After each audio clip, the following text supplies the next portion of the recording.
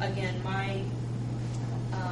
my estimation is that you're going to be impacted, from the Lincoln Street activities are going to impact you the most from, March 2010 to November 2010. And that's the same thing that we discussed under that old time frame. Well, I sure would add things for those Bear Show guys, so you start down there and keep it all down there, right? I feel bad for them, too. I mean, if they were here, I don't know what you'd tell them. Now, right now, you're telling me you're not going to touch Lincoln Street for that season, that beginning season. But our concerns are, we'll dig it up. It sounds like anything to get it on with it. We'll dig it up and have a month or two, or at best, of construction time. We might have the potential of, I don't want to be over dramatic, but a mud hole for the winter season. It's not very attractive for business. You know how tough it's going to be to survive anyway, let alone going into, it looks like a 3-season project to me, the way you changed this around, the way you lined it up. Am I wrong? We're trying, and that's why, we're trying to think of everything we can do to speed it up and not have that happen.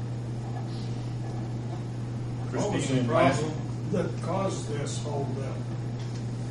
Just to come right out and say what was the problem that caused the holdup, that they can't get going in a timely fashion like you were told to.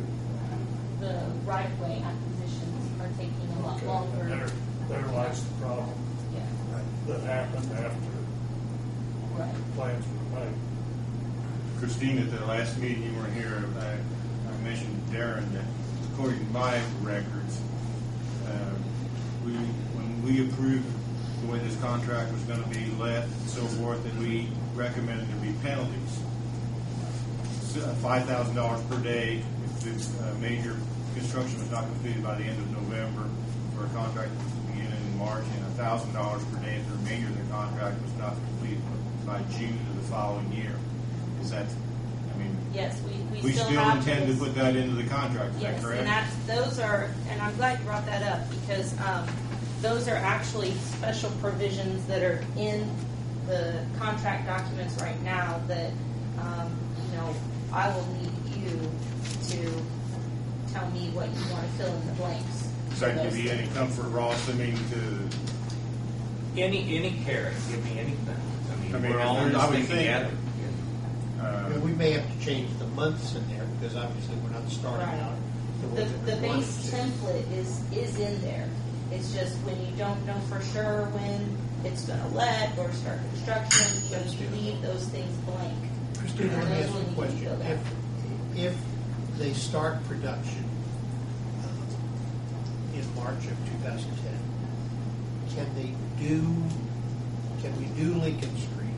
Get Lincoln Street done. We start on Barishaw. We spend our month and a half, 2 months there, whatever we need to do there, whatever we get accomplished in a period of time.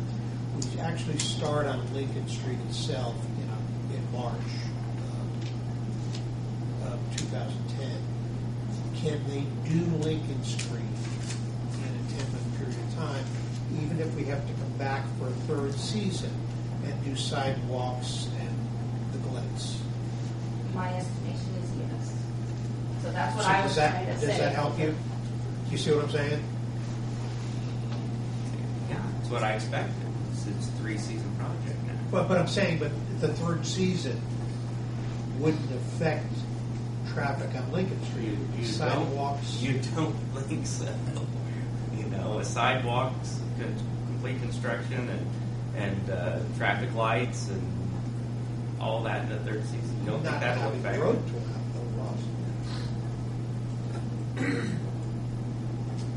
Do what you got to do. I washed the car 3 times in one day. I go out into the. I hope they will. We go down Pendleton Pike Avenue and watch that construction that they've been doing, and they have the road. You can drive down the road, but they're doing the sidewalks right now, and that's really still a hassle. They've been working on that for 2 seasons. And I have to just really don't know. They're all brutal. It's going to be tough. And there's no good way to do it. I'm the first one to There's a better way to do it. It just didn't get done. Yeah, and The original one was the better way to do it, and it's not going to happen for a couple of reasons.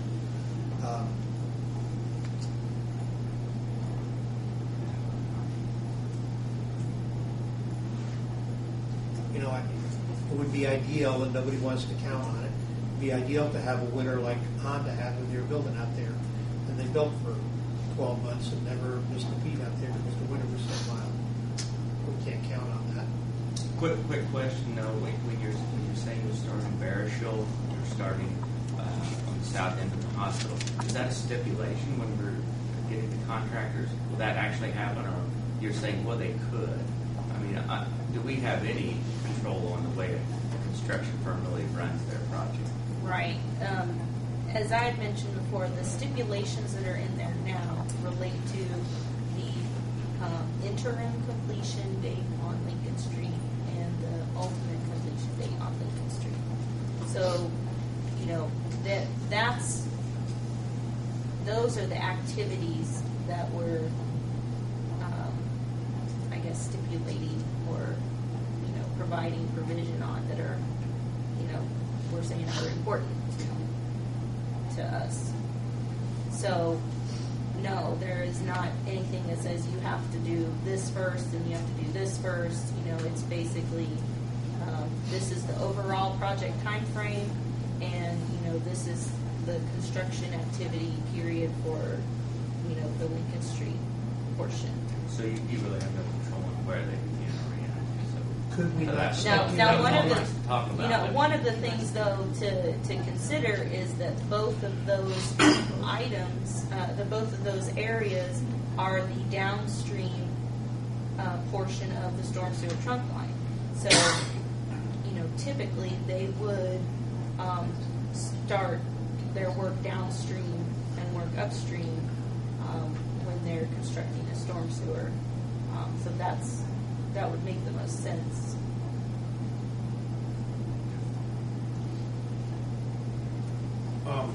Back to the utilities. What does moving utilities? Are we just talking about Duke coming in and moving poles back, the existing poles, moving them back? Are we burying stuff? What are we digging up? Or is it just putting stakes in the ground? How invasive? How invasive is staking? I think is what you call it. How invasive is it going to be in moving the utilities? How disruptive? I'm not sure about how disruptive, but basically the stakes, which I think you've probably seen them on some of the parcels before that the right of way has been staked. It's like a wooden stake, 3 or 4 feet high, and those will be placed at the right of way points, the proposed right of way points. And in terms of Duke's activities, they'll be moving their poles from where they are now to where they're supposed to go according to the new plan. And moving the pole, I'm not quite sure what that entails.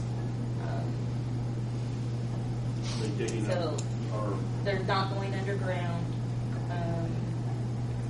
They'll leave the old line in place probably there, and There'll be just no set the disruption poles. to service. Yeah. They'll just have bare poles setting up there and have that already ready. They'll transfer over. The basic part will be the actual, the 3-foot area where they dig it. They drill a hole for the new pole. They set the new pole. It's not a digging site. Now it'll be as Planting trail. a pole. And they'll come in with this big. You see this big augers. They'll drop it down. Paul, we had, just an FYI, we had early on looked at varying utilities. I remember. But the cost was prohibitive. It was like double the cost of the project. It was high enough that they knew that we didn't want to do it. They priced it. Yeah, I remember. It was scary.